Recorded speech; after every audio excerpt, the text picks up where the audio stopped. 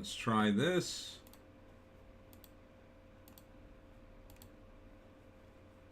Am I live? Not seeing myself. There I am. There I am. Am I live? Not seeing myself. There I am. There I am. What? Now why is it truncated like that? It's weird. See myself. Alright. Let's do this then.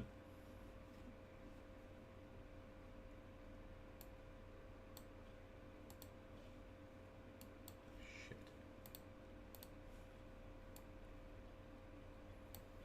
Okay. Alex is back. One last go, but this Negroni is nearly done, and there's a pub nearby with a hot barmaid. I do plan to buy and read your Pineys books, but I am finishing some others first. Alex, so you got as far as Batman with crooks constantly escaping.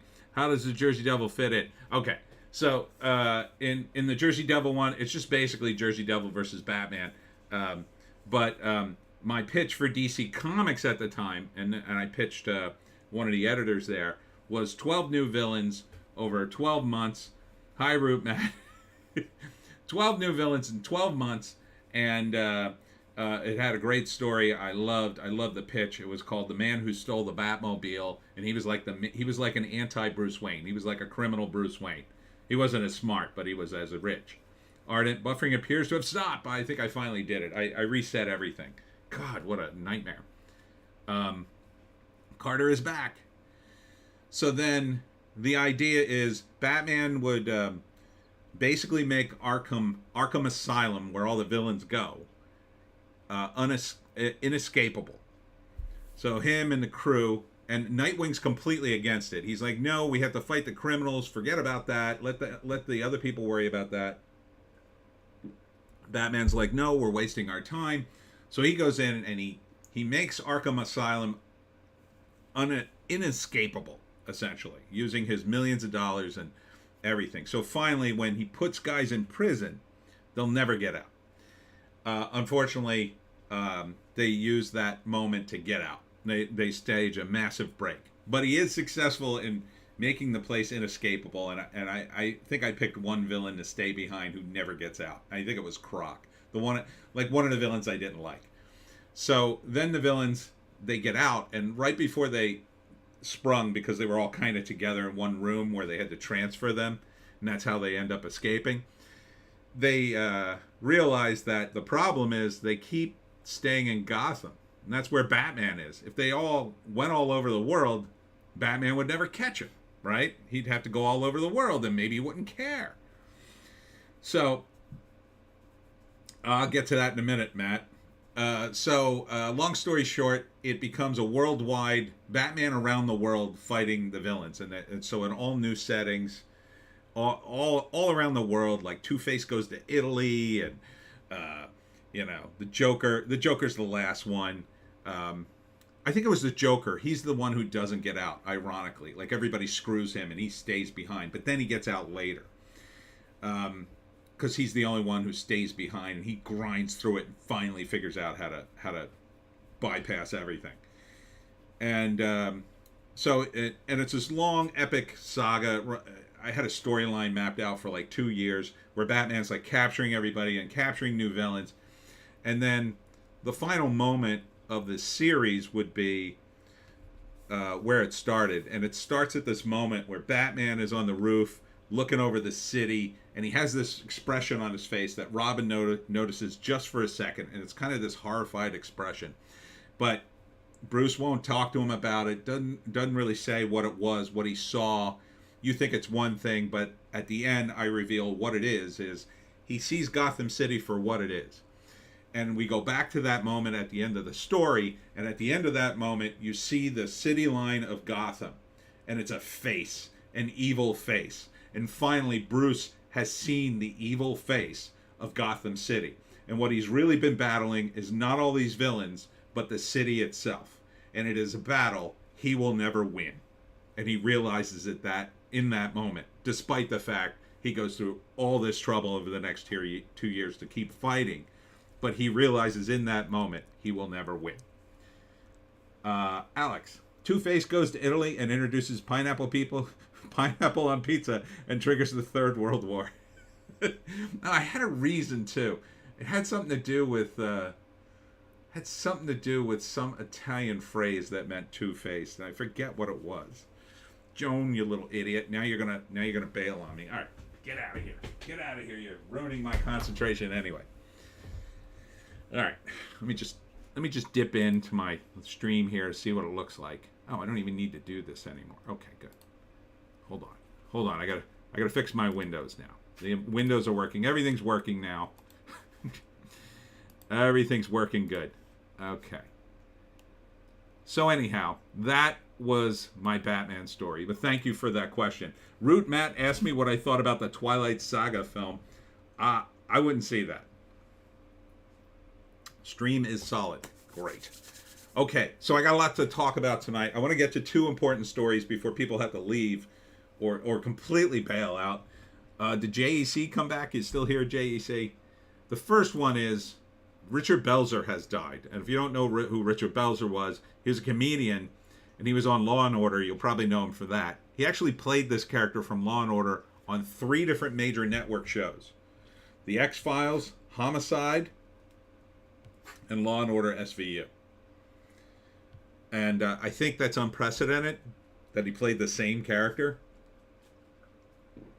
which I thought was cool, because, you know, even if he hadn't played the same character, he probably would have just played it as he played it, right? And basically the character was him. He put himself as this character. Root Matt, I know that. You knew that I didn't see the Saga films? The Twilight Saga films? You knew I didn't see it. You knew I didn't. Yeah, I mean, they just look like lame vampire movies. But Richard Belzer was not lame. He was kind of cool. He was kind of a late 70s or early 70s guy, kind of a hippie, and had that sort of hippie sense about him, this counterculture, the real counterculture, not like the faux counterculture we have today, or, you know, the real counterculture today is conservatism. He was in the counterculture on the left when it was actually the left, and I don't think he ever kind of processed that change, really. He was like a lot of people from that era, and but I had a lot of respect for the guy. You know, he seemed to be smart. I actually saw him one time live in person at my friend's wedding, because my friend had this wedding reception in a boathouse that's open to the public in New York, and Belzer he just happened to go there. I guess he liked the spot, and I just happened to see him. I thought, oh, there's Richard Belzer. He's just walking around like a normal person. And I didn't talk to him. I don't like to bother celebrities. I've met a couple of celebrities in my time, like not met them but saw them, like I saw Richard Belzer, and I don't like to bother them. God, I can't shut this window. I think it's wrong to bother people unless you got something to say to them. Maybe you want an autograph or something. If the guy if he seemed like he'd be okay with me asking for an autograph, I might ask for an autograph. But if I had like with Richard Belzer, if I had one of his comedy albums handy, or something that I could get him to sign, would be kind of cool. Maybe I'd shake his hand and say, oh, I'm a big fan, really like your work, you know, that kind of thing. If I felt like, you know, he wasn't busy. Like, he was just walking around in a park, essentially. I think I could have came up to him if I really wanted to. I didn't even want to bother him. It was enough that I saw. I saw Tony Randall one time. I don't know if you guys remember Tony Randall. He was Felix in The Odd Couple. And, that was the best celebrity sighting I ever had, because, like, if you know Tony Randall from The Odd Couple, he was the neat one, and Oscar Madison, Jack Klugman was the sloppy one, and Felix was in the opera and stuff, and Tony Randall was he was very much like Felix. So he was walking through New York City and he was whistling opera, which is just the perfect way to see Tony Randall. Like, it would be like seeing Frasier today. If you saw Kelsey Grammer walking down the street just whistling opera to himself, like, he'd be more of the character than I'm going to kill you, Joan. Shut up. He'd be more of the character, right, than the regular dude.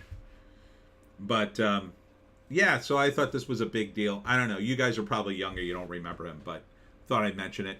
So, but then the other thing was, I got contacted by a guy who claims to be the screenwriter for this movie, Ritual Killer, which I did a trailer reaction to, and it stars Morgan Freeman.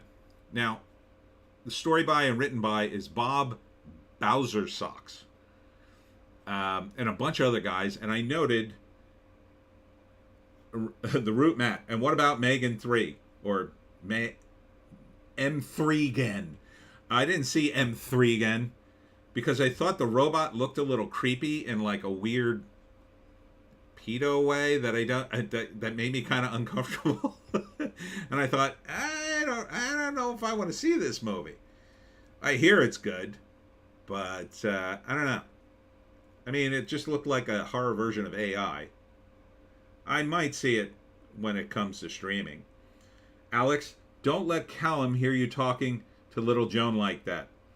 Well, see, you notice she shut up. Good doggy, Joan.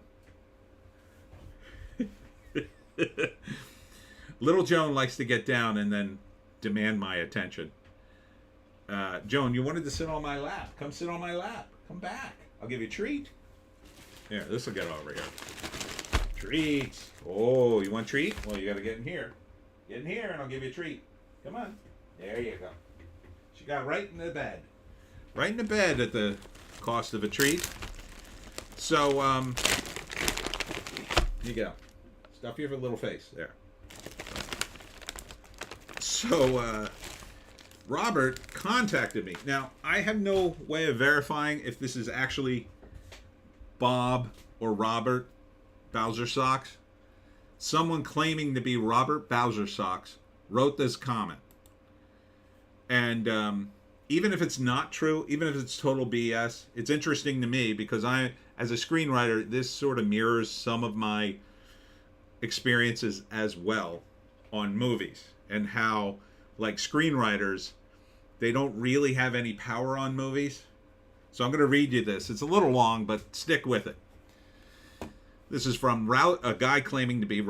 Again, I have no way of verifying this. Treat this as rumor, as Doomcock would say. And this is a comment under my trailer review. Robert says, since you raised the question, allow me to answer it for you. Several years ago, I came up with the concept for this film and wrote a screenplay entitled M-U-T-I. I think it's pronounced Muty. The Root Matt. I think that comment is long. Yes, it is. After about my 15th draft, the script was optioned by Joe Lemon of Black Diamond Films. Over the next year, Joe and his wife Jennifer and I further developed the story, though with every new concept we came up with, I wrote every word of the new drafts. Eventually, Joe, who wanted to produce the film, decided he needed to bring in some bigger financial guns, and he re-optioned the script to an outfit called Wonderfilm. Wonderfilm then felt they needed a couple of $1 million more in order to afford Morgan Freeman, who had attached himself because of the original draft he had seen. But the bucks came from an Italian film outfit, and because some of the rare rules about Italian dollars investing in out-of-country films, they said that part of the film had to be shot in Italy. Now that's very common. We were putting together a project in Canada, and it was the same sort of thing. Continuing. We got Evan is in the room. Evan, if you direct and write, then you have power. Yeah, that is very true, Evan. Alex, Mutti sounds like the German word for muddy, meaning mother. I'm not sure. I think it's African. It had some, because the ritual killer in this has something to do with ritualistic killing, and it's like an African mythos. Blah blah blah. So it had to be shot in Italy, and then at least one Italian writer had to be part of the screenwriting team. Now, interestingly enough, my attorney and agent had inserted a paragraph in the original option that dictated that no one but me could rewrite the script unless it was offered to me first, and I turned it down, which I initially refused to do. But the Italians and executive producer brought on by Wonderfilm said they wouldn't honor that paragraph unless I signed off on it. The film wouldn't move forward. Root Matt, I don't know. Ethan Wolf, Evan Wolf, sorry. Orson Welles, Spike Lee. Yes, that's very true. Those guys do it. The film wouldn't move forward, but they promised that they wouldn't alter the script that much. Just do a polish so they could adhere to the Italian rules, so I signed off on it. Big mistake. They changed the feel of the script, and instead, big mistake, because that's when... Joan, you're messing me up. I'm trying to read this. Oh, God. Big mistake. I lost my spot. Big mistake, because that's when the S hit the fan. While 80% of the script is my script, the parts that they added, putting some of the story in Italy, really changed the feel of the script. And instead of a look and feel like Seven, the film became a kind of slasher serial killer romp. The bottom line is this. This is his assertion. I wrote the script because of what I just outlined. They all added, all those writers, God only knows if any of them could actually write. It doesn't appear so. Plus, they neglected to add my name to the story by credit, although it is there on IMDb, despite the fact that without me, there wouldn't have been a story, much less a screenplay. I offer this tale as a warning to all screenwriters. Make sure you have a good attorney. Go over your option with a fine-tooth comb and never, ever, ever be talked into something you know isn't a good idea, no matter what promises are made to you. Don't get me wrong here. I'm glad to have the screenwriting credit. Who wouldn't be happy with a credit for a Morgan Freeman film? But it's kind of a hollow victory, you know? So there you go. That's the full story of Muti. Oh, excuse me, the ritual killer. Guess the suits thought Muti was too esoteric. Root Matt asks, Robert Bowser Socks is mad? Yeah. He's just saying, like, I think he's just annoyed. I'd be annoyed too. I mean, stuff like this has happened to me where they rewrite stuff and they don't really tell you or they don't really consult you. And part of you just has to go, well, I got paid and there's nothing you can do. And it's like Evan said, if you're not the director as well, you really have very little power. If you're one of the producers, if you threw in the money, you got all kinds of power. It goes producer, then director. The writer is somewhere below the pool boy. They just don't, unfortunately, initially they may treat you like one of the important members, but as they actually shoot the damn thing, a lot of times they'll make changes on the fly and just not consult you just to get the damn thing greenlit. Now, I can't blame them for making changes in order to get this Italy money because they wanted the damn movie shot. So I get it. The Root Matt, well, he is a little mad. I guess. I don't know. It doesn't sound like he's seen the movie. I don't think it's come out yet. So, I worked on movies like in a similar situation where people just took the screenplay and they just did all sorts of crazy things to it. And it's frustrating when you work and work and work to get something to a level you think is good, and then someone comes in and just changes it for arbitrary reasons, or they just have the power to change it, or they just change it in order to get. A lot of times when you're brought in as a writer late in the game, you need to earn your pay somehow. So you change something in order to say, well, see, I put nipples on the Batman costume. I put nipples on the Batman costume, everybody. So I did something. Yeah, but that was stupid. Yeah, but everybody's talking about it. So it's very much the nipples on the Batman costume thing. Evan Wolf, Anita Luz. What are you reading? What is it? Is that on the screen? Anita Luz. I don't know who that is. But this movie looks okay. I mean, it stars Cole Hauser and Morgan Freeman. They're the two main guys. So, I think it might be okay. HECT screenwriter. Hecht screenwriter. Hecht.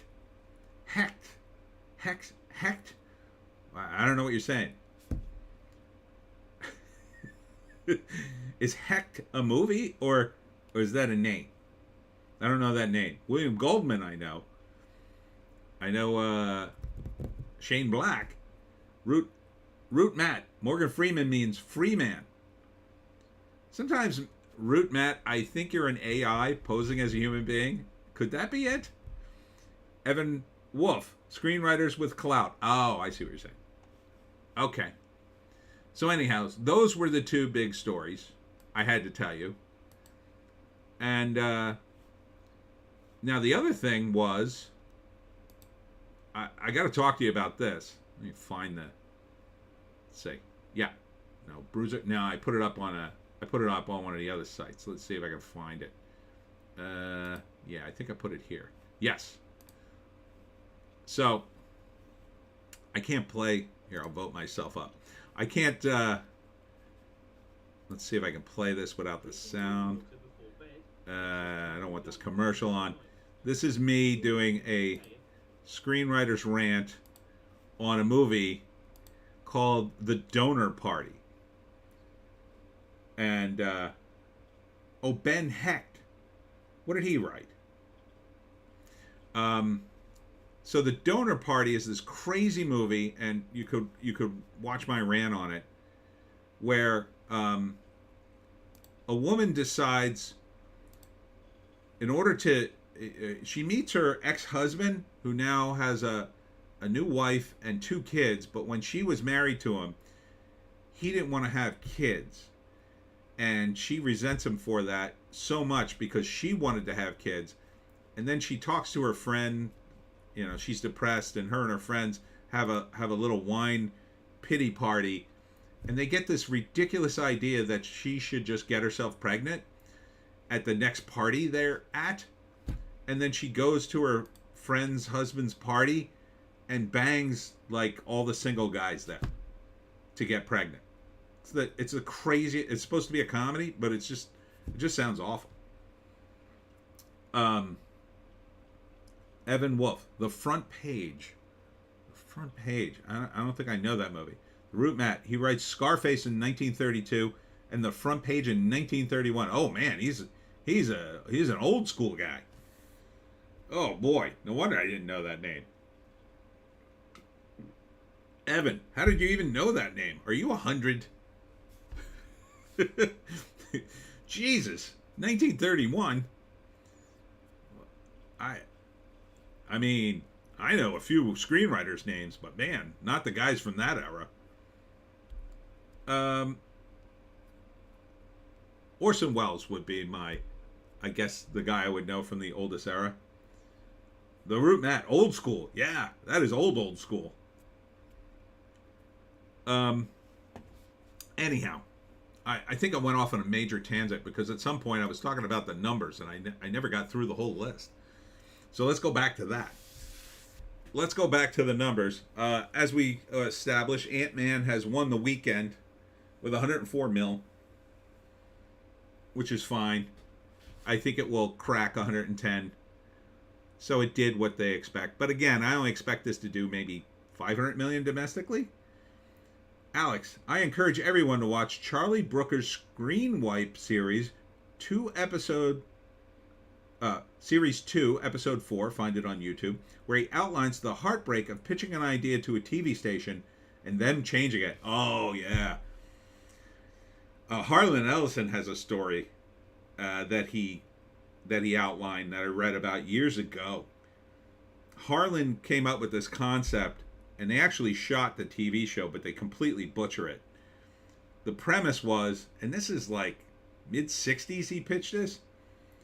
The premise was, it was about this primitive tribe and oh God, it's something like there's a war between these various tribes, and then they have this weird god, the Root Matt. What about Freaky Friday, 1976? You're just throwing out movies now, Root Matt. So there's this like weird god that influences things, and the two primitive tribes fight, and the climax of the first season is the winners of the war, this primitive tribe, break into this temple, and they go deep inside, and they find this secret passage, and inside this secret passage they find a control room for a spaceship, and they realize that their entire world is on a spaceship. They don't live on a planet. They live on a spaceship that's been on automatic for, I don't know, hundreds of years. And they've been on it so long, they've forgotten the whole spaceship part. And the idea of the show from that point on is they have to figure out the spaceship and what it was eventually. It was supposed to like go to another planet, but I don't know, it missed it or something. And they have to figure out how to work the spaceship and leave their planet, well, leave the spaceship, because it's gonna die. It's gonna run out of power. So it's about these primitives trying to figure all that out.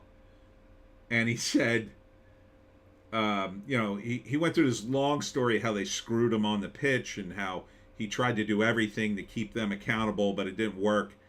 And then they ended up shooting the damn thing, and it wasn't. That revelation was supposed to happen at the end of the first season, I think. But instead, it happens in the first episode. The Root Matt. Wait a minute. We live in a spaceship? Yes, we do, Root Matt. Bleach Demon is here. Wasn't that an MST3K episode? It may have been. It's super bad. I forget what it's called, though. I'm sure you can look it up on Harlan's IMDb. Oh, I can look it up right now. What am I doing?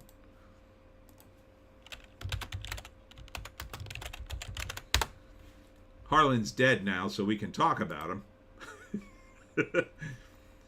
Is that Harlan? Oh, there he is there. All right, this was like eons ago. So, I don't know if maybe he didn't get credit because he would take himself off of things. Evan, I pitched a bunch of pilots for cable. Actually, I just threw a bag full of VHS tapes at the executives one time, one at a time. It sounds like it. Let's see. I don't think it's here. Oh, The Star Lost. It might. Yes, this is it. The Star Lost, it's called. A group of humans must explore a vast starship in order to find the controls to save it from destruction. Yeah. So this wasn't supposed to happen until the end of the first season, but they do it in the first episode and just ruin the show. So, I guess you could probably find that on YouTube or something.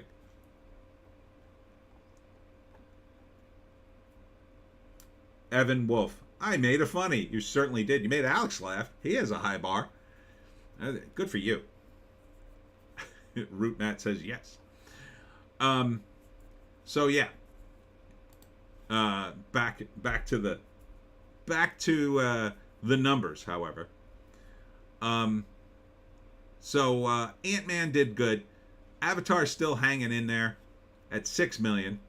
Only a drop of 15%. So it's kind of doing well. I hate to admit it. I wouldn't give you 10 cents for Avatar 2, but there you go. I just watched, by the way, the South Park episode with Meghan and Harry that everybody's talking about. And I think there's a joke with it. I think there's a meta joke going on with that episode. I'll tell you what it is. Alex, yes, The Star Lost. It is on YouTube. Yeah, because nobody wants the rights to that thing. It's a shame.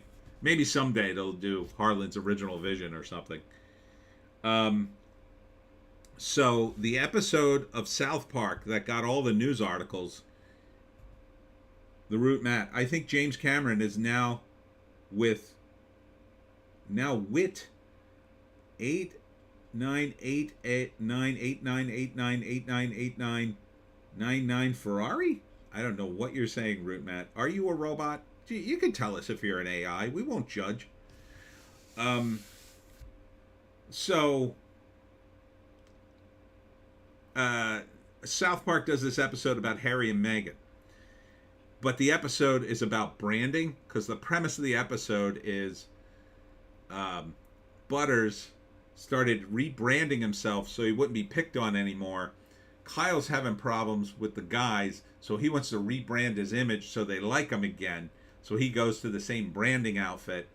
And at the same time, Harry and Meghan move into town, and they're obnoxious a-holes who constantly, they have terrible optics, but it turns out they're clients of the same branding company. And then the idea of the show is constantly, Jonathan is here. Hi, Jonathan. He says, hey, Tony, Piney power. Piney power to you, my Piney. So the episode is part of it is about branding.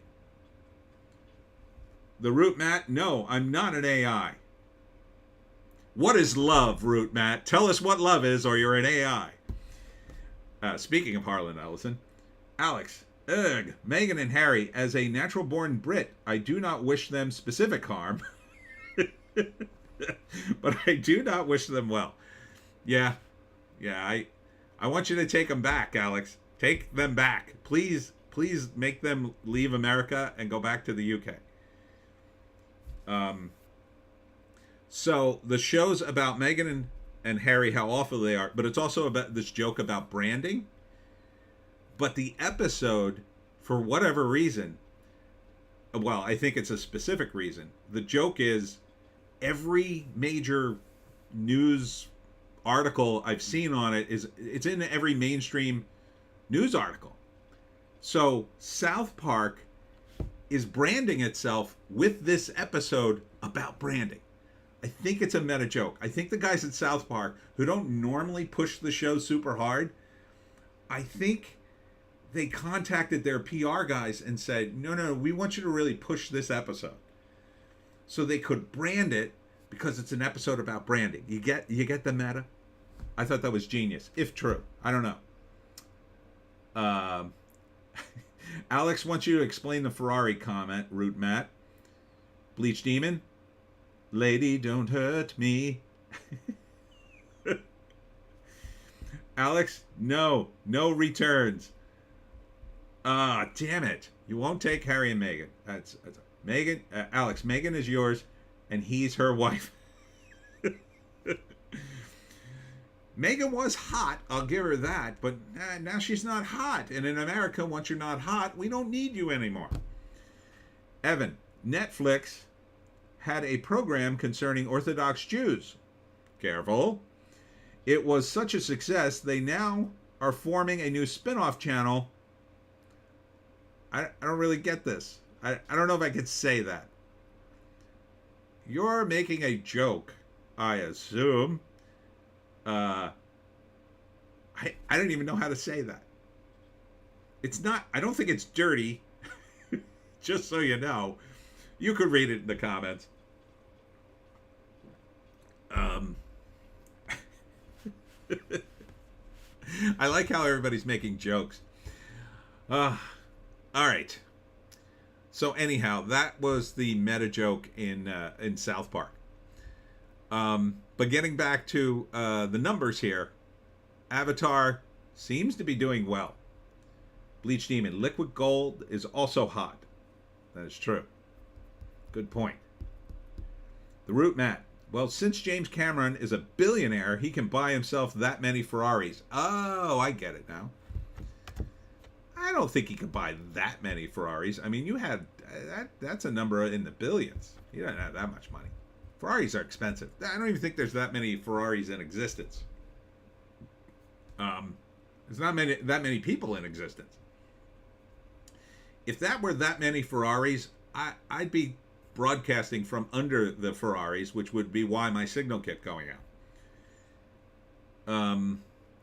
So anyhow, Avatar's still doing well. Is all I really wanted to say. 2.2 billion. So we're basically stopped at that till they resell it again. Jonathan, I can't with mainstream anymore. Yeah, I don't blame you. I don't blame you. Oh, you also said Rock On. I missed that one.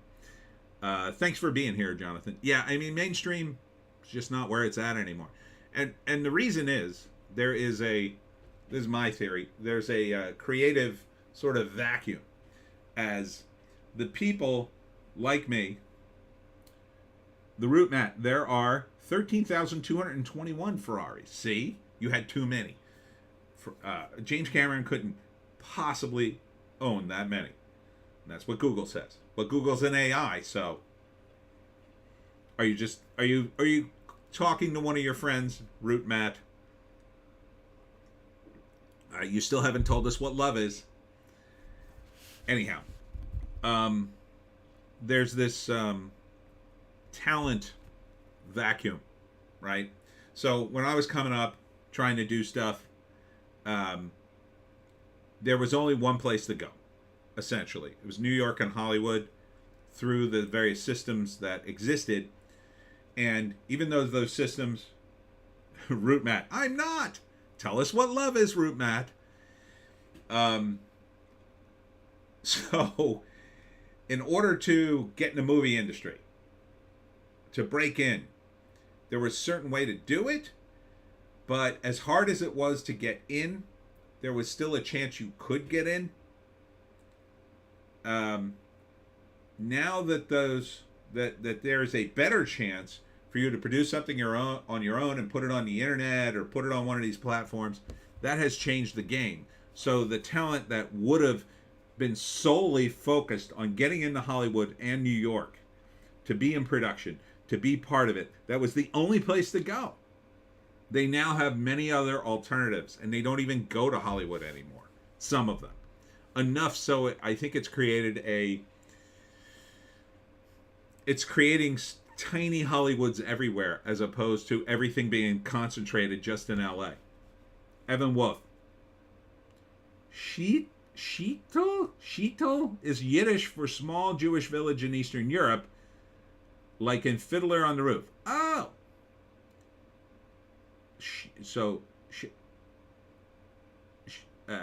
Shet Fix. I think you were trying to make a joke about Shet Fix? A Bleach Demon. Indeed, Alex. Indeed. Says Bleach Demon.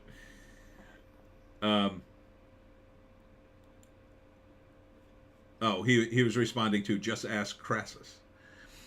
So, yeah, I think this talent has been sucked away. They end up developing stuff on their own. You know, I kind of started to do that after I moved to LA and tried to break in. And then, and this is early 90s, what I saw in LA was this idea that breaking in, you could either, like, you know, start as a secretary some way in a studio and then hope they throw you a bone and move up that way. But then there was this other way to move up, which I saw, which was be the king of something, and then Hollywood says, oh, you're the king of that thing, and we want to make a movie about it. Come to Hollywood. So what I decided to do was go back to Jersey, because I also had an offer for a screenplay, which turned out to be bunk. But I decided to go back to Jersey and become the king of comics. That was my plan. And then come back to Hollywood and be the comic guy. The liaison, the bridge between comics and movies. That was my idea back in the 90s. If I had broken into comics, maybe I could have made that happen. But never really got in the way I wanted to. Alex, at the Root Matt confirmed chatbot. Oh no, Root Matt, you've had a message redacted.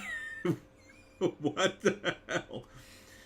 At Root Matt, or at Exit. Oh, Oggle, I'm not. We're all just kidding you, Root Matt. We're just kidding you. So don't take it personally. We're just having fun. But you still haven't told us what love is. Just tell us what love is. Alex, I know, but you can type things out a bit more clearly, says Alex. To the root, Matt. All right. So moving on to number 3 on the list is Magic Mike's Last Dance. I almost said lap dance. It really should be Magic Mike's Lap Dance, but it is his last dance. Root Matt, yeah. Still hanging on at 5.5 million. This was definitely one to greenlit, although it doesn't seem to be doing that well. But the ladies need something to go see after Margarita Night. The Root Matt, love is someone who loves you. I will accept that. Okay, you're not an AI. Bleach Demon, Piney King is still the king. Exactly. And I am the king of the Pineys. Number 4, Puss in Boots, The Last Wish. Also still hanging in there, 5.2 million, only dropped by 6%. Still in a lot of theaters. This movie did pretty good. No reason to take it out of the theaters yet. 5 million in a weekend? That's pretty good money. I'll take that money. And I think that's gravy at this point. I think that movie's definitely in the black. Knock at the Cabin. I haven't seen this movie. I think by law I have to see it. Bleach Demon, Long Stream, The King. Well, I had some technical difficulties in the beginning. I never even got to the main things. Alex, there's no such thing as love. I skipped Valentine's Day and celebrated February 15th, Saint Skeletor's Day, dedicated to the erasure of all gift cards, bunches of flowers, and soppy messages. Alex, who hurt you, Alex? Who hurt you? The Root Matt, I like Puss in Boots too. Is that the second Puss in Boots? Or is that the one before? This is probably the third one, The Last Wish. Knock at the Cabin. 47 million internationally. That might be money. Probably not, though. Evan, Burt Reynolds in The Man Who Loved Lap Dancing. And the Root Matt did me less than 3? Oh, less than 3. Greater than 3. Oh, Puss in Boots 2 was greater than 3. Oh, okay. I don't know. Knock at the Cabin. Maybe that's just money. Maybe, because it didn't look like they spent a ton of money on that film, other than Dave Bautista and Rupert Grint.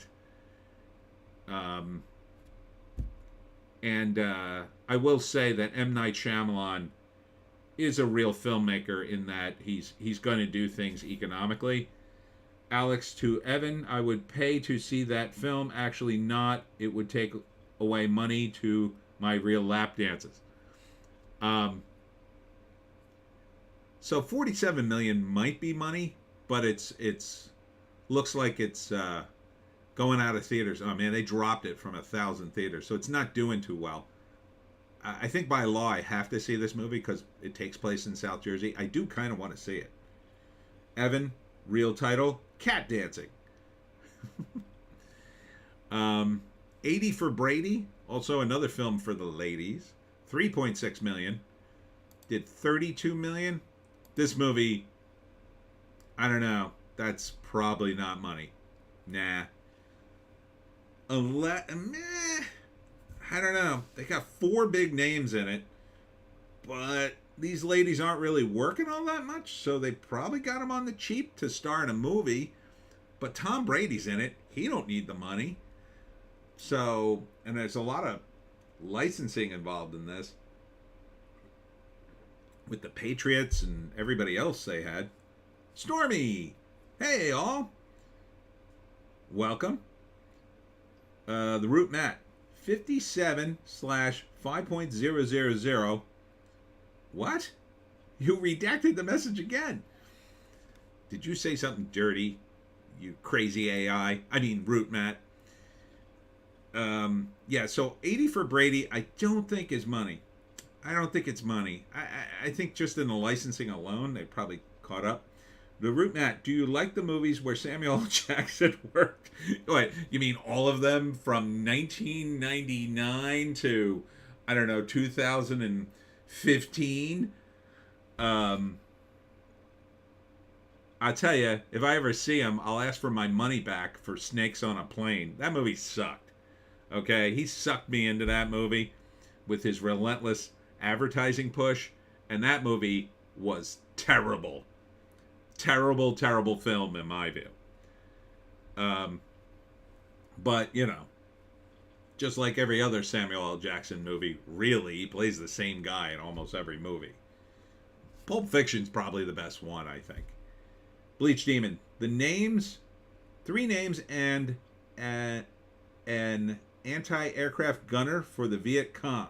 Oh, yes, 80 for Brady. That's what did they call her? What did they call her? Oh gosh, Hanoi Jane. Root Matt. I don't know. Titanic is number 7. The 25th anniversary release is doing 2.2 million. That is sad. That is sad that anything would be less than the Titanic movie, because this has been out at least a couple of weeks, the re-release I'm talking about. And look at Marlowe. Marlowe only did 1.9 million. That's a shame. Ugh. 2.6 million. Hasn't released internationally. I don't know if they even will bother. Evan Wolf. That was the jet to Epstein Island, Snakes on a Plane. Clever. Clever. There's a bunch of news about that this week. I don't know how much I can talk about it, but J.P. Morgan was pulled into that big time. One of the J.P. Morgan guys was apparently on the guest list, I'll say, and J.P. Morgan facilitated some of the transactions relating to certain people. So they may have finally found the guy to throw under the bus. Oh, he's not that famous, and he's just rich. He's not that famous or politically connected. Oh, let's blame it all on him. Bleach Demon says, hey, Stormy. The Root Matt, have you ever watched Saturday Night Live? Yeah. I usually complain about it almost every single week. Don't get me started.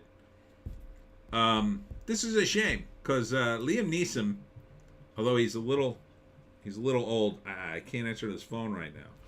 Hold on. I tell him I'll call him later. He's a little too old to play Marlowe. Well, he's a lot too old to play Marlowe, but he doesn't look all that old. I think this could have been good. I still kind of want to see it. It's a classic story, but it doesn't seem to be doing that well. JEC! Hi. Mayor of Toronto just resigned randomly out of nowhere last week. Everyone was confused until they pointed out that Epstein list is coming out. Whoa. Yeah, I wonder if we're going to see more of that. Who just dropped? Jim Carrey and Pedro Pascal, according to some guy on Twitter, I forget who it was, were saying that their accounts have been mysteriously deleted. And I'm not making any claims here, Jim Carrey, because Jim Carrey apparently is suing a YouTuber who made some claims. I'm not making any claims. All I'm saying is that's interesting timing. And he is suing this YouTuber for saying something about connecting him somehow to the Epstein Island. Now, I haven't seen any list. I don't know if Jim Carrey's on it or whatever. I don't know anything about that. I think I've seen part of the list. I don't remember his name on it, but he was pretty famous for a long time. So, I mean, look, just because your name's on the plane, I mean, Trump was on the plane, but he wasn't on the Lolita Express, and he didn't go to the island. And he's the only guy in that circle that I'm aware of that actually filled out a complaint against him, talked to the cops about him. And I mentioned that on a thread that Razor Fist was talking about, and Razor Fist pointed out not only was he the only guy to do that, but they initiated the investigation because of his statement. So there you go. The Root Matt. Richard Belzer appeared on Saturday Night Live, I think. He absolutely did. He absolutely did. The JEC, the Prime Minister of Scotland, just quit too. I think that has more to do about her terrible interview and being unable to define what a trans woman is, which is another hot topic that I got to be careful about talking about here on YouTube. But they were asking her if there was any difference between a woman and a trans woman, because they were not putting the trans woman prisoner in with the women, and she couldn't make her postmodernist take work. She just kept talking herself into a circle, and now she's out of a job, and deservedly so. Anybody who can't define what a woman is should not be in charge of anything. They should be in therapy, in my view. Evan Wolf, all 4 Beatles were there. Brian Epstein Island. Evan. So that's sad that Marlowe didn't even beat the Titanic's 25th anniversary, but at least it cracked a mill. What are my thoughts on the Beatles? Asked Root Matt. I love the Beatles. I love all their songs. I celebrate their catalog like a normal person. I like all their songs except Mr. Moonlight. Alex Ago. What about a film where trains crash, villains are caught, faraway wars are fought, and corruption is everywhere, but the entire cast spend the length of the film looking up at a balloon in the sky? That's ridiculous. Who would make a movie like that? That would never work. It would never happen. Those people wouldn't look at the balloon. You know what it is? It really is the media. It really is the media. Because I'm not doing that because I don't watch TV anymore. I don't watch any TV news. Zero now. I am getting my news off the internet and from my various sources because I do the news blast and whatever. And you're just not even piped into it. I just started to see the outrage about the derailment. I didn't even know where the derailment was initially, but then I immediately started to see the outrage over the derailment and the fire and the pollution. Evan, I know my laugh meter is dwindling. Anyhow, sorry. I'll try to make things funnier. Missing, 1.7 million. The Man Called Otto, 1.6 million. M3 Gan, Megan, 1.3 million. So those are still all hanging on. Still worth keeping in the theaters. You're going to make $1 million. Now here's the movie. I effing hate this movie, and I'm glad it's not doing well. It doesn't seem to be doing well, but it finally premiered. Winnie the Pooh, Blood and Honey. So if you haven't heard about this, I did a thing on the trailer. It's I guess Winnie the Pooh went into the public domain some years ago.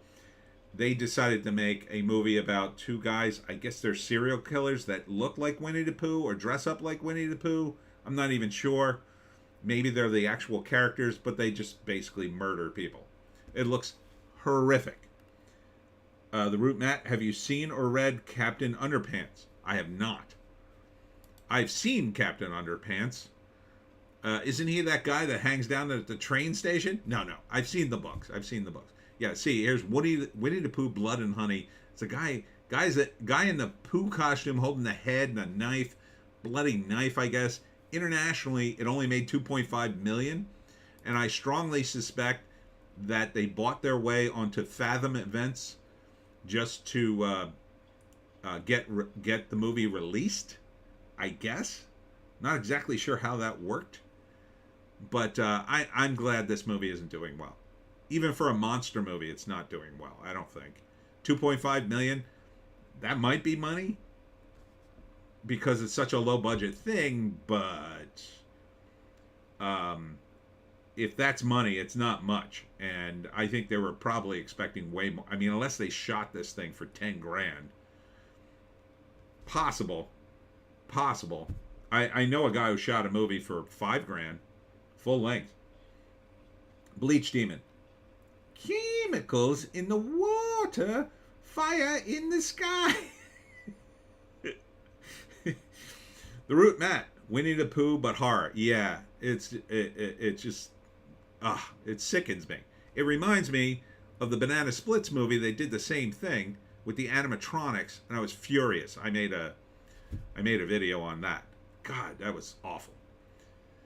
Another movie that premiered, Alex, Pooh, Blood and Honey, seems like a return to the 1980s video nasty genre, as we called it in the UK. I remember that term. Hence the episode of The Young Ones called Nasty. Oh, and I remember that episode too. Is that the reference? Okay. It all comes together for me. Thank you. Video nasty. I like that term. It's a good term for it. Ardent, I'm back, baby. Welcome. And don't call me baby. So, yeah, I mean, even in the 1980s, Ardent, Tony, probably. Even in the 1980s, you know, we had all these slasher movies, and we still have them today, but the idea that you would take a kids movie, or kids concept at least, and turn it into a slasher movie, it's just gross. Root Matt, the Banana Split movie is poop. Yes, I agree. Evan, I don't think A.A. Milne would be pleased. No, I agree. Yeah, it's like taking anything from your childhood and just making it nasty. Well, why would you do that? I mean, there's this idea that creepy Victorian dolls, right, are scary and weird.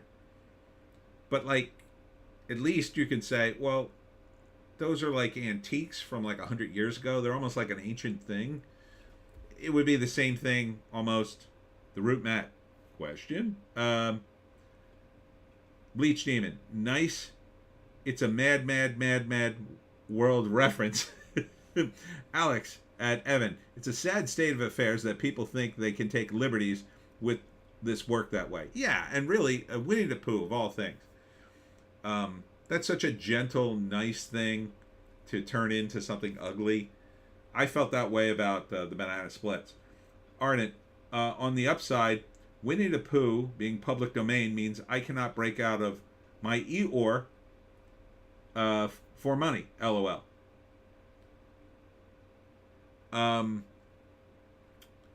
It would be nice if people just started doing comics and nice things about it, but like I don't know if it would resonate anymore. Jonathan, Ardent correct himself. Oh, I can break out of my Eeyore for money. Jonathan, it's like a distinct type of individual that has a sick and twisted sense of humor to pervert things like that. I don't get it, to be honest. Yeah, I don't get it either. It's usually like a younger sensibility that does that. So to give you an idea, there was a guy near me. He did a line of comic books based on serial killers. This was like, I want to say 80s, early 90s. And it was like a hot property for about 10 minutes. Because comics were it was right before the big boom in the early 90s. And it was like a local news story. And then there was all this controversy because it was like, well, you know, is he making money off the serial killers? Are the serial killers getting money? Or should the family get money? And that kind of thing. And to me, it was just like, who would want this?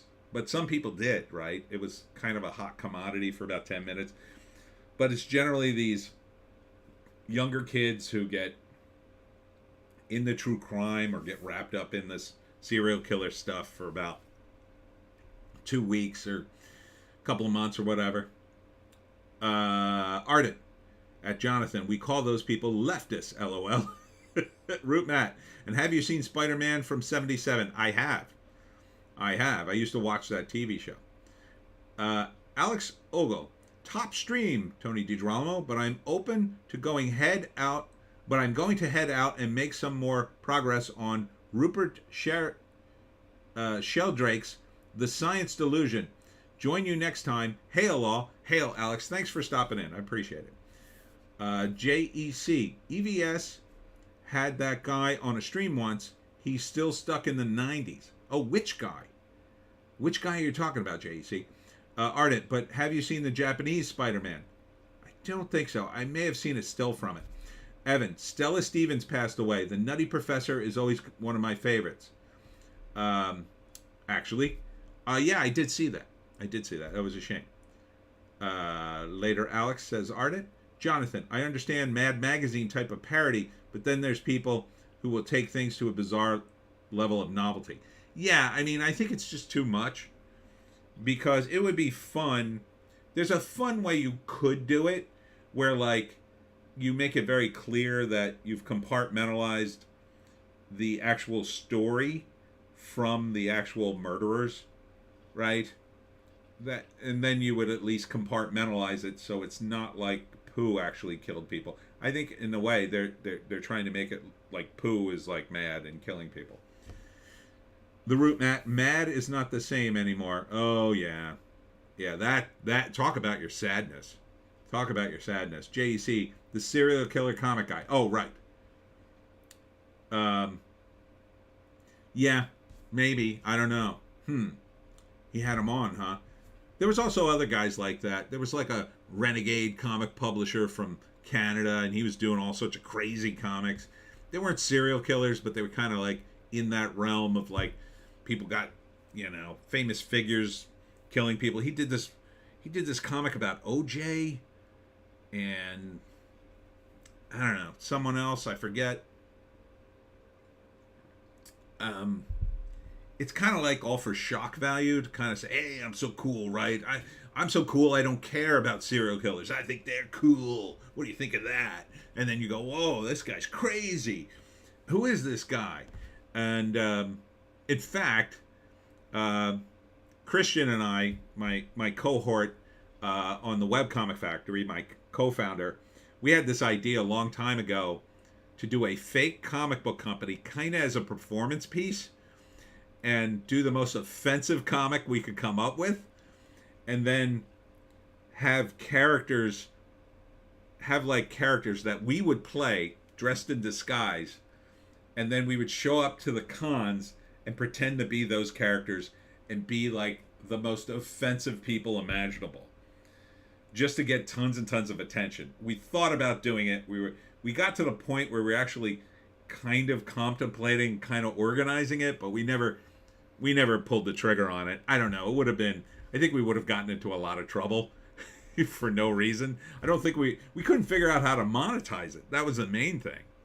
Like, how are we going to monetize this once we get all that attention, right? Like, I guess we were going to just come out and say, oh, it was all a joke. We didn't really publish this comic. We would just keep talking about it. It was about this ridiculous comic that was like blasphemous, and it was about a serial killer that killed puppies and hated Jesus. It was just nuts. The Root Matt, did you know that while I watched the live, I'm writing a book? Well, good for you. What's your books, Matt, or can you not tell us? I don't know how you can concentrate. I can't do that. I can't watch stuff and write at the same time. Very rarely. Maybe some of my comics, my 3-panel comics, because I've written them so long. And you might say, well, no wonder it suffered in quality. But nah, I'm pretty much in the zone for writing 3-panel comics these days, because I've been doing it. I've literally written hundreds and hundreds of them. Bleach Demon, what is the comic Captain Chlamydia? No, what the hell was it called? It might have been called Puppy Killer. But I know we had like a name for our comic company. I think the comic company was called something like Junkie Jesus Comics, and the symbol was going to be Jesus on the cross with needles sticking out of his arm. And then we were just going to make this incredibly offensive comic, and then we were going to be like total a-holes presenting it. Like, we were going to tell people who wanted to buy it they couldn't buy it. Like, so imagine you like are actually one of the people who want to buy the comic, and then we go, no, you're the wrong person to buy it. Evan Wolf, serial killers are very funny until it happens to be you. Yeah, they're messed up. They're messed up. When you read about actual serial killers and how messed up their lives are, it's actually very sad and awesome, awful. I almost said awesome. Awful, awful. Um, but there is this mystique to it that I think younger people or gravitate towards because of the danger. So they like the danger part of it because they feel deep down that it's safe, that they can say, "Oh, I'm really into serial killers," but they don't have to interact with any serial killers, right? Ardent, LOL. And the Root Mat, yeah, is a big LOL. So like you can be like, "Oh yeah, man, I got a Jeffrey Dahmer poster, and I got Charles Manson album, dude. I'm really into him." I've dated a few girls who are like that, but some people take that even too far. There's a recent case.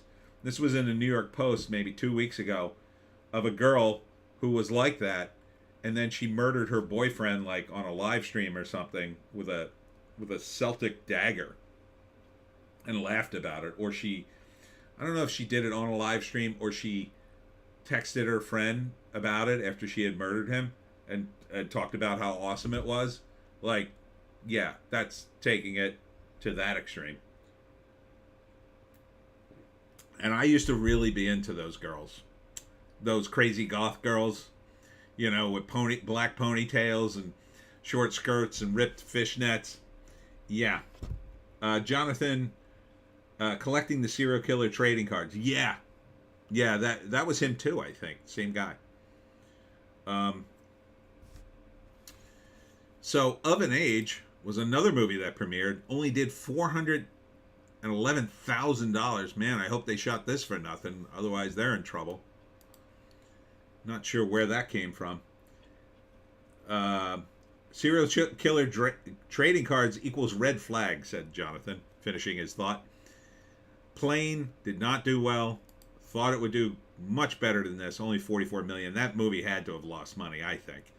There's no way they shot this movie for much less than $40 million, if at all. And then with the advertising, forget it. Root Matt, have you seen Paddington? Because I'm from England. An AI from England, eh? No, I'm just kidding. I haven't seen Paddington. I've seen the clips from it. It looks cute. God forbid they do that to Paddington. I mean, these guys would do that, I think. And in fact, they're trying to do a whole franchise world. Ardent, I grew up watching the original Paddington in Newfoundland. Rest of the list here. Everything, Everywhere, All at Once, 150K. At this point, I don't even know why these movies are still in. F.N. Wolf, Stephen King was sideswiped on foot into a snowdrift and left for dead. He was. That was a long time ago. Root Matt. Cool. I don't think he's referring to Stephen King being hit by a car. The Whale. I think they're just holding on to The Whale until the Oscars, until they dump a bunch of Oscars on it. Possibly the same thing for Close. But I don't think Close is even nominated. But maybe. The Fabelmans, definitely waiting for Oscars. Tar, definitely Oscar bait. Infinity Pool. I don't know. Some people said this was okay. Some people say, a write-up I read said the first act's brilliant. The second act is muddled or a little, it starts to go off the rails. And then the third act is just a mess. I don't know. This just looks like a self-indulgent artsy nonsense to me. Emily premiered. Which one was this? Is this about Emily Dickinson? I think it is. My God, that's 40,000 domestic. Whew. Oofa. 1.9 million international though. The Root Matt, The Fabelmans is a masterpiece. You're the second person to say that. I don't know. I kind of want to see it just to see what it's like. I know Spielberg makes a good movie, but I don't know. It just feels like the wrong time to release it. The time to release this movie would have been in the 80s. 90s, maybe? definitely by the 2000s. Now it seems too late to release The Fabelmans, but and then Black Panther, Wakanda Forever, Banshees of Inisherin, blah blah blah blah blah. Violent Night is still out. Jeez, close it down. The Banshees, they're hanging on for Oscars. I think that should pick up. I hope it does. I like the Banshees of Inisherin. Effin, enough Oscar awards. Now give out the Felix. Felix the cat, the wonderful, wonderful cat. All right, turning to the trades. If there's anything left to talk about, I'm going to wrap up soonish. Ryan Johnson, can't stand that guy, reveals the glass onion scene that was the hardest to write. Can you imagine Ryan Johnson talking about writing? I can't. I mean, did he have a bunch of words in a bucket and just pull them out one at a time for his dialogue? I mean, I can't stand Ryan Johnson. Can't forgive him what he's done to Star Wars and his attitude about it. It'd be different if he was sorry. If he was sorry and said, "Well, I tried something that didn't really work." No, I can't tolerate that kind of arrogance. Root Matt G.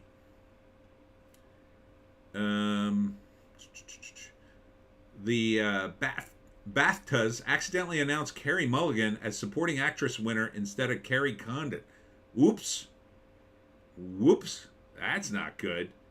Carrie Condon totally deserved it too for the Banshees. She's great in that movie.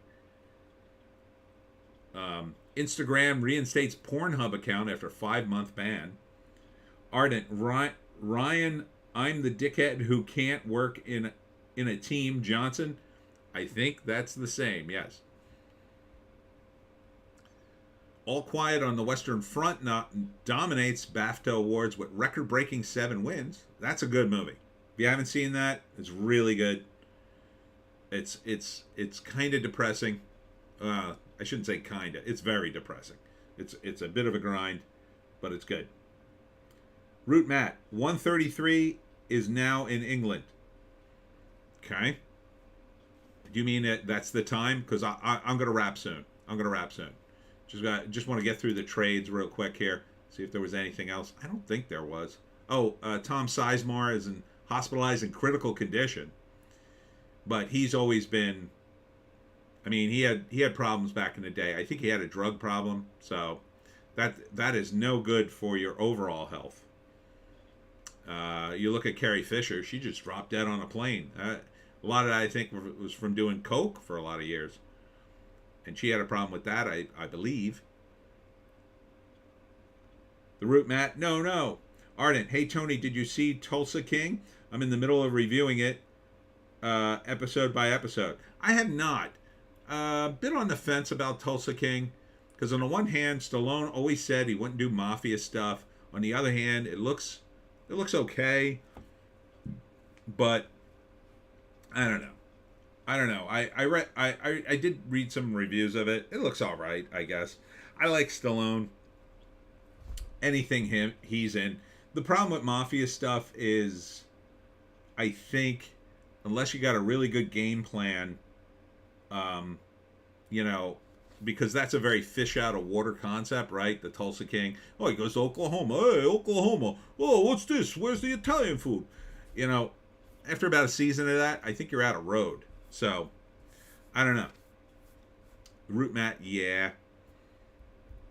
Zach Galifianakis to star in Lilo and Stitch live-action movie, in case you didn't know.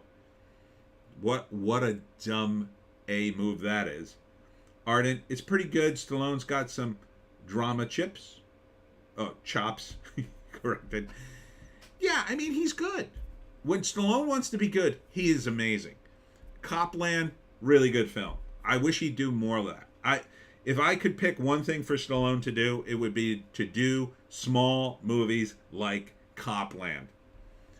Because I think he could crank it. He could be like Clint Eastwood is now. Right? He just keeps doing movies. And he's in them most of the time, or sometimes he's not. But I could see him doing that. He has that kind of talent. But does he want to? I don't know. Bleach Demon, is Zach going to be the little girl? Yeah, I don't know. I assume he's going to be Stitch. Stitch was the alien, right? Or was that Lilo? I don't know. I guess Lilo was the girl and Stitch was the alien. I didn't see it. But if I did want to see it, I'd watch the damn cartoon. Who the hell would want to see Zach Galifianakis doing this? Either he's dressed up as a little alien, or he's the girl? It doesn't make any sense. Root Matt, are you going to see the Little Mermaid live action? No. You know what I'm going to go see? I'm going to go see Cocaine Bear, which starts next weekend. I cannot wait for Cocaine Bear. It looks fantastic. I hope it's going to be good. They put out an online game, by the way. Google that. You can play Cocaine Bear. You run around the maze and kill people as the Cocaine Bear. Root Matt, I will, as soon as the Chinese AI finishes turning her white again. Oh boy. Yeah, that's another movie totally unnecessary. That is just as unnecessary as a live action Lilo and Stitch. I mean, why would you do that? Ardent, I can't wait for Coke Bear. I know. It looks so great. Cocaine Bear star Alden Ehrenreich on Lord Miller's Reunion, Oppenheimer, Ironheart, and Falling Behind on Star Wars. He's in everything. And finally, a Deadline. Let's see if there's anything else. Meta verified paid verification service for Instagram and Facebook rolling out following Twitter's footsteps. So I guess you got to pay to have better security on your social media so you don't get hacked. So now you're going to have to pay for that. Evan, that was Eric Estrada on Chips. I love Eric Estrada. What, did I mispronounce Eric Estrada's name? No, that was Alden Ehrenreich. The Root Map. What about Super Mario? No, I don't want to see that. Video game movies never work. I don't think there's been one that's worked. Has there? Has there been one video game movie that worked? Can't really think of one. I guess you could try to make a pitch for Resident Evil, but not really. JC, I mean, if $11 means people see what I post, maybe. Yeah, I think if you're, like, eventually if I had the money to blow on something like that, I would blow it on Twitter right now because I could use the views, certainly, but Evan, Chips, Chops, Reed Stallone. Oh, okay. Now I get it. More on the Bat Fuzz. Jeremy Renner is recovering nicely. Now, the weird thing about his story is apparently he was trying to save like his nephew, which they left out of the story in the beginning and then later revealed that. Like, I don't know why they waited to tell people, because that would have made a lot more sense than he was just plowing a road and then for whatever reason got out and ran over himself. Like, why would you frame it that way? Why wouldn't you say no, he was helping his nephew? It just makes me very sus about the whole story. Ardent, LOL. JC, I mean, most of my money comes from selling stuff on Instagram, so it might be worth it for me. Yeah, definitely. Because you don't want to, like... I mean, if you're making money, you definitely probably need it, which is probably why they're instituting it, because people like you probably should have it for extra added security. Like, I don't need... If my Instagram got hacked, I don't know if I'd even care. I mean, I'd care, but I would just make another one. Because I hate Instagram, but, you know... Evan, that was 2/3 of PU, of a pun, PU. Sorry, I didn't get it. They're all the chat comes up and it's not in order, and it's a little delayed. So, The Root Matt, Chinatown. Did you like it? Yes, everybody likes Chinatown, unless you hate movies. It's one of the greatest movies. We're all just embarrassed to like it because of Roman Polanski's behavior, obviously. More on Richard Belzer. Law and Order SVU family mourns Richard Belzer. How lucky the angels are to have you. He was very non-religious, if you know anything about Richard Belzer. He was like a pretty hardcore atheist, I believe. And that's about it, I think. The Root Matt. Well, I win money making animations. Oh, that's cool. How do you win money making animations? Do you trade them for lottery tickets? Bounding into comics. I covered most of these in my Hollywoke hot take. But it's all Disney. It's all Disney all day long, and just them struggling to do what they did effortlessly 10 years ago, right? Like 10 years ago, none of these problems were a problem. None of them. Right? Now you've essentially destroyed the Star Wars brand. You've pretty much destroyed the MCU brand, although it's kind of hanging on. Still kind of making you some money. But the Star Wars one, I think is done. Oh, done. I think the only possible chance MCU has of a hit this year is Guardians. That's it. That might be good. Anna's here. Hail, Tony. Hail to you, Anna. Well, welcome. I think you're at the tail end of this. I'm just about to wrap in a little bit, but you got time to get in your questions or whatever you need. And here's Little Joan. I'm sure there's Little Joan. But yeah, you look at this lineup. You got Star Wars is just in the toilet, and Taika Waititi. I don't care what he does. I'm not seeing that movie. I'm mad at him too. Not as mad as Rian Johnson. I mean, at least Taika has some talent, I think. I mean, he might be able to do a decent film, but at this point, I'm mad at him. I don't need his woke BS. I really don't. Kevin Feige, I think he's useless. They ought to just dump him, but it's probably going to get worse the moment they do, because the guys circling around him, the sharks circling him, are probably 10 times more woke. Then you got the Marvels that they push back into November. That's a huge red flag. Root Matt, Disney, everything good, or Disney, everything bad. Yeah, it's Disney, everything bad right now. Except for Guardians, maybe. Guardians might be okay. Although, the controversy with the movie poster is they sort of airbrushed Karen Gillian's breast out of it for no reason. Nebula's breast. They made her flat-chested in the movie posters. I don't know why you would do that. Why wouldn't you have a sexy character on the movie poster? The one place you'd want to promote the sexiness. What do you think? The Chinese are going to be offended? They love boobies. So one thing that even the communists love boobies. Ardent, Green, Ardent, oops, Bleach Demon. Taika is a one-trick pony. He's good for mildly comedic things, but that's about it. I can't imagine him ever making a movie with weight. I don't know. Jojo Rabbit came close. If he had kept going down that path, maybe he could eventually go there. But I think he's gone down a bad path. And I think he may have ruined himself. But, you know, he could redeem himself with an amazing Star Wars movie, possibly. But I think he's just, at this point, collecting a paycheck and doesn't care. JC, they want everyone to forget Marvels like they forgot Eternals. Yeah. Yeah, it looks that way. I mean, to dump it in November now? It doesn't make any sense.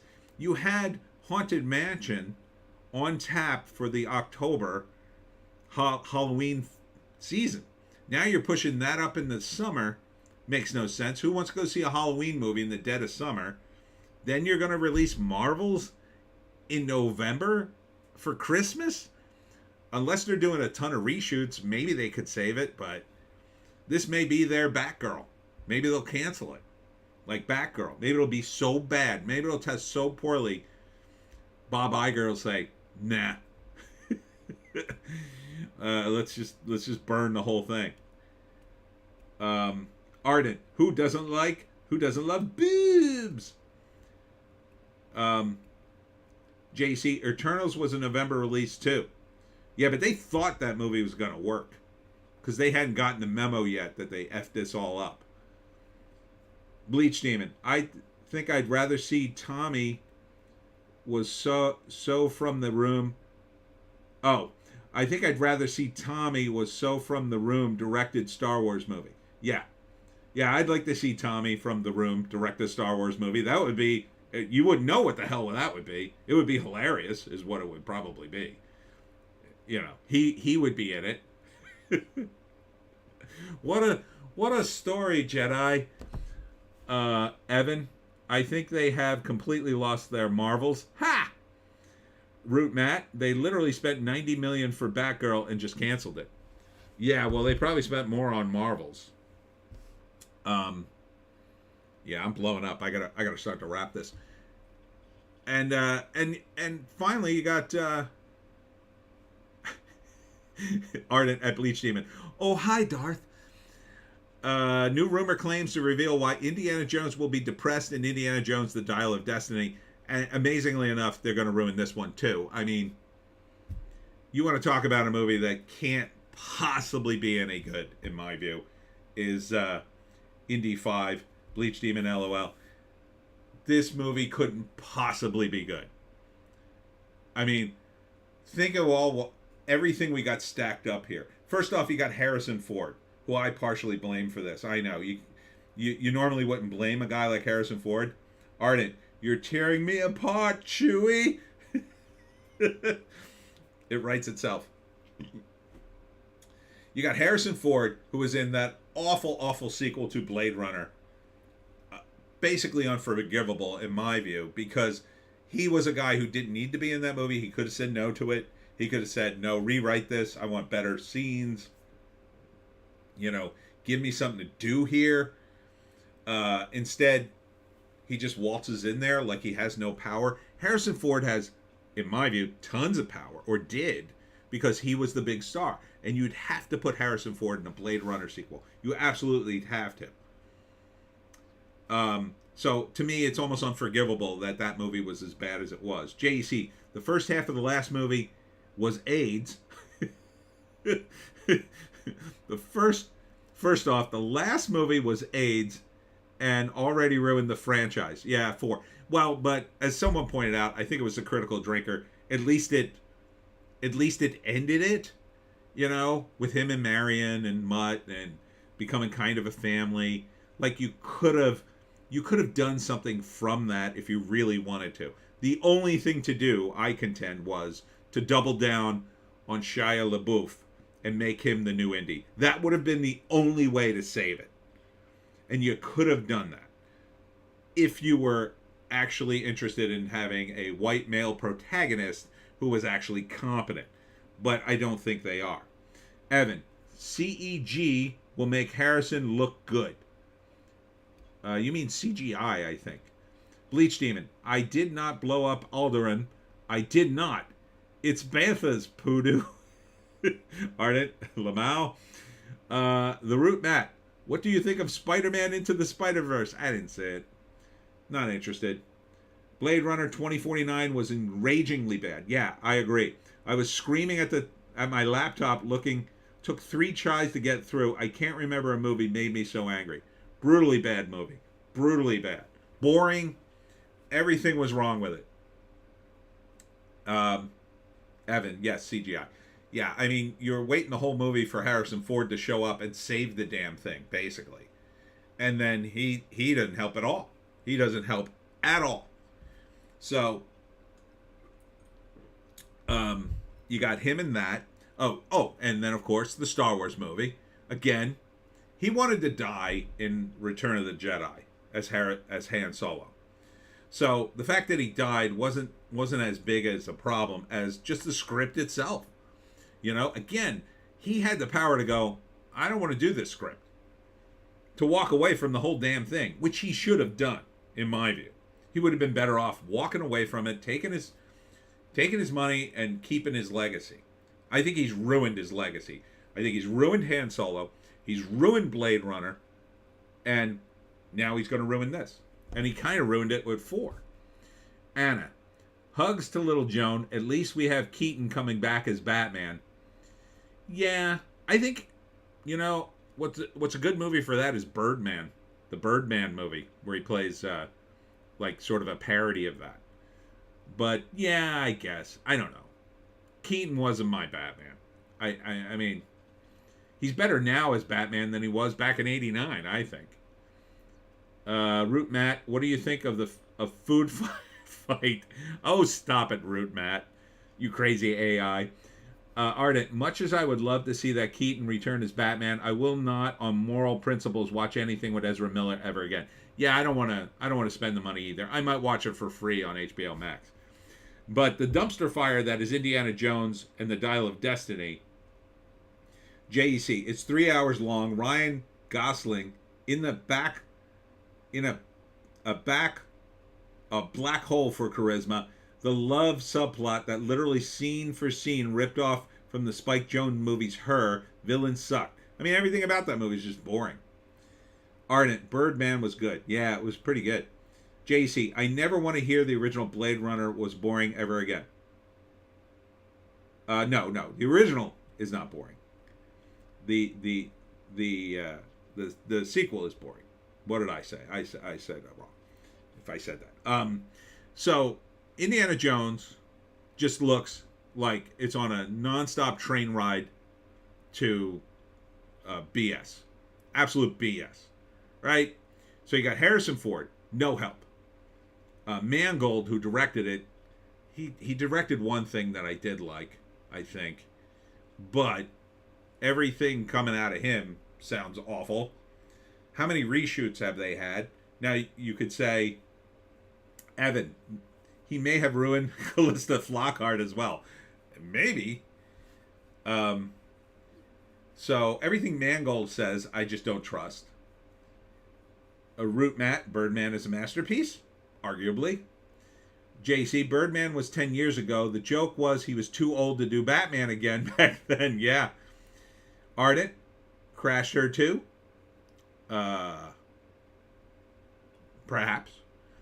So Mangold, what he's saying is not working. Certainly Kathleen Kennedy is at the heart of a lot of these problems, I think. Ardent, Mangold directed Logan, didn't he? Yeah, I think that's the movie. But for Harrison Ford, and Fleabag's in it. Who the heck cares about her? She's being propped up, I think, by someone. Some agency in Hollywood decided, you're going to be the new flavor of the week. We're going to push you hard, and people are going to love you. And that has not worked at all, you'll notice. It hasn't worked at all, in my view. Anna, girl interrupted by Mangold was awesome. Yeah, so he has talent, so I don't really think it's on him. Maybe it's these endless reshoots and the scrapbook way they're trying to shoot this damn thing. But certainly the plot of this thing is a mess, sounds like to me, if Doomcock is to be believed, and he's been pretty much on point with a lot of this stuff. So this can't help but to be an absolute train wreck, even if they fixed it so Fleabag doesn't become the new Indiana Jones. Root Matt, Batman plus Michael Keaton plus good parody equals Birdman equals gold.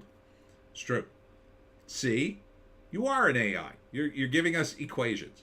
JEC, Kathleen Kennedy identifies with Fleabag. Obviously, men find her repellent. I don't even find her repellent. I mean, she's kind of decent looking, but I mean, I haven't seen her damn show. Like, who is she that they suddenly elevate her out of nowhere? Right? I just don't see the talent. And what are you putting her in? Right? In Fleabag, I don't even know what she was, but she wasn't Indiana Jones, I don't think. So what the hell are you doing? And then they're segueing that into making Fleabag into the new Lara Croft, which is slightly better because at least she's English and Laura Croft is English. So fine. But this idea in Hollywood, well, we got to make her a stoic adventurer because that's going to be the new thing. Like, you've already lost. You've already lost because you're deciding what's hot. That's not how it works. The audience decides what's hot.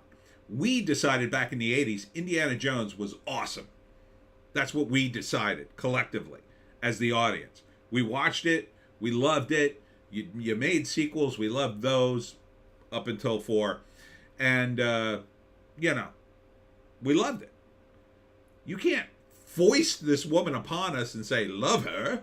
This is your new, you will now love her. No, it doesn't work that way. Look at the people they got for the original Avengers, right? Robert Downey Jr. His career went off the rails. He came out of rehab, did Kiss Kiss Bang Bang. Then he does Iron Man, and Favreau directs it. Comes out of nowhere. It's a huge hit. Now, it had some fan base behind it, but it wasn't like the thing, and then it just snowballs into this giant thing. It wasn't that you pushed it on us. We already liked that. And the movies, at least in the beginning, reflected what we liked. Now the movies don't reflect anything. Whose sensibilities are these? Kathleen Kennedy's? Who the F is she? She's 100 years old, operating a movie studio, lived a life in the movies with millions and millions and millions of dollars. How can she connect to anybody? How can she make these creative decisions and have them make any sense? We're living in a world that Alex surmised in another comment earlier. We've got the trains derailing. We got World War III looming. We've got this ridiculous argument about women, which I can't talk about on YouTube. We have another ridiculous argument about a certain medical procedure. None of this stuff is being addressed with any kind of honesty in our movies and TV shows. And you people, and I'm talking to you, Hollywood, you think you can dictate to us what's popular? You're out of your minds. Rant. JC, they doll her up as much as they can, and she's still a 6 at best. Horse face, no curves, terrible personality, not funny, but thinks she's hilarious, just the worst. I haven't really seen enough of her to even make that call. I mean, but in her defense, I have a low bar. Beat Bleach Demon. No polygon boobs that could be used as ice picks. I'm out. The Root Matt, yeah. Ardent, Doc Savage, Solomon Kane, John Carter need new, better films.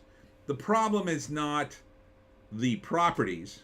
The problem is, I believe the creators are long dead, and they're now just properties, just assets as part of studios who are just corporations now. It's just a money-making operation. And you can't run a studio like that. You can run a factory like that makes wrenches or cans of peas or, I don't know, iPhones or whatever. But you can't run a studio like that. You can't make creative decisions like that. Creative decisions have to be outside the money to some extent. They have to be insulated. You have to insulate your talent to some degree, but that talent has to be recruited from outside, right? You have to recruit from the outside. You can't use people on the inside. These are the worst people to use. They're the worst people, especially now. Like 50 years ago, you could kind of do it because at least the people coming in 50 years ago were only like one generation removed. We now have literally the grandkids and great-grandkids of the Hollywood elites running the studios into the ground, because this is what happens with generations of wealth. The grandkid, like the kids, half-ass it because they were born rich, but maybe they weren't rich the whole time, and at least they get a sense of the struggle their parents had to go through. But they tend to be spoiled. But the grandkids, oh my God, they're spoiled as F. And they're completely tone deaf and removed because they've been rich now. They're definitely rich from the moment they're born. and they see whatever contempt their parents had for the little guy, and that becomes their bottom. They at the very least have contempt for all of us because we're just not in their world at all. These people live in a completely different world from us because they're so insanely rich. So they resent people with talent because we are a threat to them. They need us. Believe me, I met some of these people. They are talentless, many of them, because they don't work. They don't have to. So imagine you have millions of dollars. Do you work? Do you go do anything? You can do whatever you want. And a lot of people just get fat, take drugs, hang out with their friends. I can't blame them, but I blame them when they start doing stuff and saying, "Well, I'm in charge." But if you're in charge and you're just the money guy, that's all you need to be. You have to just be the money guy. You have to just be the guy that says, "Listen, I'm not the talent here, but I like you, or I like your talent. You seem to have done some good stuff. I'm going to fund you, and we're going to give you an opportunity to make a movie for us." That's what you do, and you're generous enough so the talent can work, but you're not so generous that you spoil them too. But the problem is these people don't connect with normal people. They just don't interact. They don't like them. Believe me, I've seen these people. They hate us. They really hate us. And some of it has to do with Root Matt is going to grab a water back in 5 minutes. I'm going to wrap soon, Root Matt. Sad to say, but I'm ranting now, so I got to finish my rant. They hate us. And this was before the woke. The woke just made it worse, but they hate us because we can't relate to them. The only thing we need from them is their money. The only thing I need from those people is money. That's it. Give me a giant pile of money. I'll make you a media company to blow your mind. I'll make you comics, books, movies, games, whatever you want. Oh, they'll blow your mind. They'll be awesome. Because I've got the chops. I have the imagination. I'm going to do all these crazy things. Will it be commercially successful? Only some of it will. Some of it will be more successful than other things. But it'll all be interesting. Now, some interesting things will just crash and burn. There's a million examples of that. And the problem is when you get corporate guys in there, they only want the stuff that makes money. But you can't predict what'll make money. You just can't. So you have to do 10 things, and then you see the 2 things that are really making you money. And then you have 3 or 4 things that kind of made you money. Maybe 2 or 3 things that didn't really lose you money, but really aren't the way to go. And then 1 thing that was just a total bomb. That's the way it rolls. That's the way you have to run your comic book company. That's the way you have to run your movie studio. You have to understand when you launch these movies, some of them are going to tank, and some of them are going to be great for no other sensible reason. That's why you can only use merit as a metric. You have to use merit. These idiots aren't using merit anymore. They're completely tone deaf, completely, because they've been so rich for so long. So I think Hollywood just has to go. I think the new Hollywood is emerging, and hopefully I'll be a part of it. Hopefully I'll last long enough to see it. Ardent, Dennis Villeneuve, and Luke Benson, a great example of a director who doesn't always hit, but always does something interesting. Yeah, David Lynch is that way. I don't like all Lynch's stuff, but he's interesting. There's lots of creative guys you can point to. They're interesting. They're not always going to be commercially successful, but in Hollywood, the moment you're not, they're like, "Oh, this guy's lost it. This guy's lost it. We got to get rid of him." Bleach Demon. Seems there is a risk fear that drives so many of these studios. Oh yeah, now it's going to get 10 times worse. They're going to be so desperate for money, they're going to go back to all the basics. That's what it's going to be now. You can forget about superheroes. They're going to go back to, like, we got to do love stories. We got to do dramas. We got to do stuff that appeals to money. Hi, Root Matt. I'm just about to wrap up. I got to wrap because I've been going 2 hours. I've been going 2 hours and I'm out of iced tea. Yeah, it's just their fears about the hit the stratosphere by the end of this year. unless the government changes super soon, because we're headed for economic doldrums, and that's going to be really really bad. No one's going to go to the damn movies. Movies cost $14 near me. Evan, I enjoyed Twin Geeks. I enjoyed it too. Fire Walk with Me was awful in my view, but he tried. Or was that his daughter? I think his daughter wrote the book. Anyhow, yeah. So $14 for a movie, I just can't even afford it. I'm gonna go see Cocaine Bear because I have to see it.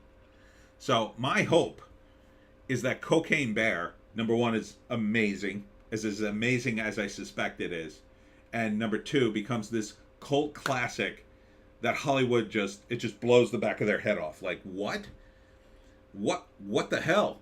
Where did this come from? How did Elizabeth Banks do this? And the first thing they'll say is, aha, see? A successful female director. But what they should probably say is look at it and go, haha, comedy.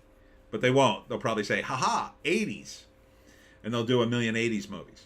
Again, which they're already doing. Arden at Bleach, well, there's that, but Hollywood also seems to take the wrong lesson from a successful film every time. Look at Deadpool causing the BVS reshoots for Dark and Gritty. Yeah, that is a thing. They really do take the wrong lessons. Bleach Demon and Ardent, it's my falling upward concept. Yeah, they Hollywood rarely picks the thing that actually makes a movie good to repeat. But a lot of it shouldn't be repeated. JC, I like Wild at Heart and Blue Velvet. The rest of Lynch's stuff I'm pretty meh about. I do love Wild at Heart. That's a crazy movie. I think a lot of that has to do with Nick Cage. He brings a really, really great energy to that, and so does Laura Dern. Blue Velvet, same thing with Dennis Hopper. I think the problem with the other movies, they get a little self-indulgent, and he doesn't really have the personalities in that. I think for Lynch, he needs a guy who will kind of creatively challenge him a little bit. I think he needs an actor with like a big mouth and a big presence to really make a lot of his movies work.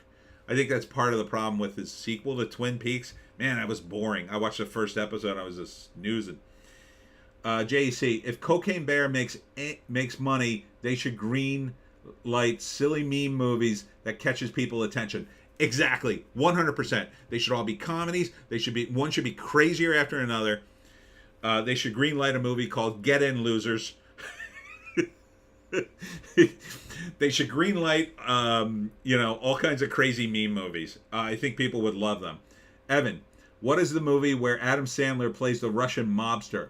I'd like to see that. Are you thinking of the Zohan? Because he's not Russian in that. He's Israeli. That's a fun movie. I like that movie a lot. That's Rob Schneider, too. He's really good in that, too. They're both good in that. I can't think of one where he plays a Russian mobster, unless that's... was that the Gem movie that came out? JC, I hate Lynch's Dune. I never got into Twin Peaks. The TV show was great. It hit him really at the right time. It's a sad state of affairs that they had to cancel it and he couldn't really end it. It just kind of like it ends kind of on a cliffhanger. I really wish he had gotten a chance to do one more season of that when he was doing it. The eventual sequel was just like, it's too late. He's lost it. Evan, not a commie. Sandler is serious. God, I don't remember that one. Is it the Gems movie? You know the one I'm talking about? Something Gems? Where he's stealing. He's more of a con artist than that one. Jeez, I don't remember him as a Russian gangster in the movie. And he was serious? JC, memes are where it is today. You need to grab people by the balls with the title now. Their attention spans are so low. I agree. But you also need, I think, Number one, we don't have any damn comedies. That's why I want to see Cocaine Bear, because it's going to be crazy and pointless. It's not going to be woke. It takes place in the 80s. It's just going to be nuts, right? It's not going to be a lecture. It's just going to be crazy entertainment. That's what I want. I want that, or I want a crazy, like, if it's not comedy, I want it to be like comedy action. I want it to be comedy action, comedy horror, comedy thriller, comedy spy. It's got to have a lightness to it. There's too many dark movies. I'm sick of them all. You know, I like, you know, the crime movies, but some of them are too dark. Evan thinks so. JC, Uncut Gems is supposed to be really good. It looked cool. He's doing this other movie where he plays like a basketball coach. That one didn't look as interesting to me. Uncut Gems, yeah, that was it. That looked cool. I don't think he was a Russian mobster in that, or was he? I don't know. But I don't know that movie. The Root Matt, well, what if Cocaine Bear was a box office and critical flop? That would be sad. If I liked it. If it's woke, then good riddance. I hope it is. If this movie is woke, if Cocaine Bear is woke, first off, I'll be furious. I'm going to ask for my money back at the theater. I swear to God I am. And I'm going to try to get it too. But if it's good, I will praise it. I will sing its praises, even though it's Elizabeth Banks. I will also suspect that Elizabeth had some help, but I'll give her credit where credit is due. She might be funny enough to pull it off. She has been in comedies. So maybe. Bleach Demon. Comedy. I haven't seen one of those since the early 2000s. One to check out, which I watched not too long ago, was Dirty Work with Norm Macdonald, which I hadn't seen. That came out, I think, in 98 or 99. Cocaine Bear sequel, Uncut Gems. Uncut Cocaine. All right. Let's end on. I like to end on a laugh, Evan. I'm going to end on a laugh. I got to return some phone calls. Man, what a live stream. Oh, that was crazy. That was almost 2.5 hours. Much like movies, I like to try to keep them under 2, but we went a little long. That's okay. I had some technical difficulties in the beginning, but let's all wrap it up. So, any final thoughts? Drop them now, because I'm gonna go. I gotta. God, everybody calls me during a live stream. Why the F? No one calls me all week, and then during a live stream, it's like, oh, let's talk to Tony. So yeah. Hopefully, it's not an emergency. These are my older relatives. Let's see. Who else called me? Oh, boy. All right. I'm going to wrap this. Evan, I wasn't joking. Bleach Demon. Huzzah. Great stream. Thank you, Bleach Demon. Thanks for coming in. Thanks to everyone who came in. It was great to see you all. The stream is growing. The stream is growing. The channel is growing. I'm at over 2,900 subs now at YouTube. So I'm rapidly approaching. I think I'll hit 3,000 this year. Should hit 3,000 this year, and it seems to be snowballing. YouTube hasn't figured out I'm infinitely bannable for various reasons. But don't worry, I'm still on all the other platforms: Odysee, Bitchute, and Rumble. Don't forget those. Don't forget my other videos on those channels today. Especially the one on the donor party. I'm like at a loss. You got to see that trailer, by the way. It's nuts. So thanks for tuning in. I'm going to go. I'm going to see what little Joan is doing. Ardent, congratulations. See you next week. See you next week, Ardent. Thank you all, and we'll see you in the next one.